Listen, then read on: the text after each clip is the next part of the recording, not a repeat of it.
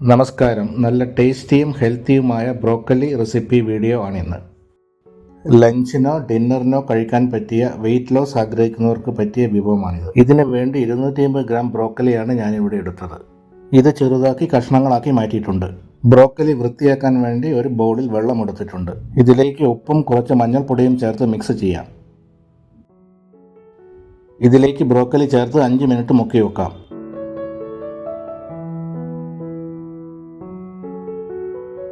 കൂടാതെ 3 കഷ്ണം boneless chicken എടുത്തിട്ടുണ്ട്. ഇത് ഉപ്പും കുരുമുളക് പൊടിയും ചേർത്ത് വേവിച്ചെടുക്കണം. 5 മിനിറ്റ് ആയിട്ടുണ്ട്. ഈ വെള്ളം ഒഴിവാക്കി ബ്രോക്കലി നന്നായി കഴുകിയെടുക്കണം. വേവിച്ച ഈ ചിക്കൻ ചെറിയ കഷ്ണങ്ങളാക്കി മുറിച്ചെടുക്കാം.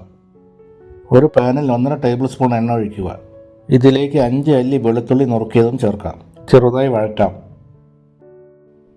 ഇതിലേക്ക് ഒരു മീഡിയം സൈസ് സവാള നുറുക്കിയത് ചേർത്ത് കൊടുക്കാം. 1 മിനിറ്റ് വഴറ്റാം.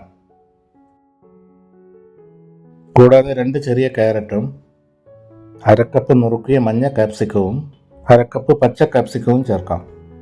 നമ്മുടെ ബ്രോക്കലി ചേർത്ത് കൊടുക്കാം. ബ്രോക്കലിയുടെ കൂടെ നിങ്ങൾക്ക് ഇഷ്ടമുള്ള പച്ചക്കറികൾ ചേർത്ത് കൊടുക്കാം.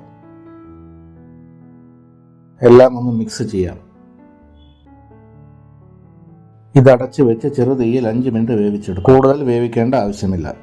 അവസാനം ചിക്കനും 1/2 ടീസ്പൂൺ കുരുമുളക് പൊടിയും 1/2 ടീസ്പൂൺ ചില്ലി ഫ്ലേക്സും ആവശ്യത്തിന് ഉപ്പും ചേർത്ത് നന്നായി മിക്സ് ചെയ്യുക. നമ്മുടെ ബ്രോക്കലി സാലഡ് റെഡി ആയിട്ടുണ്ട്. ചോറിന് പകരമോ അല്ലെങ്കിൽ സൈഡ് ഡിഷായോ രാത്രിയിലോ നിങ്ങൾക്ക് കഴിക്കാൻ പറ്റിയ രുചികരമായ ബ്രോക്കലി സാലഡ് നിങ്ങൾ തീർച്ചയായും ട്രൈ ചെയ്ത് നോക്കണം.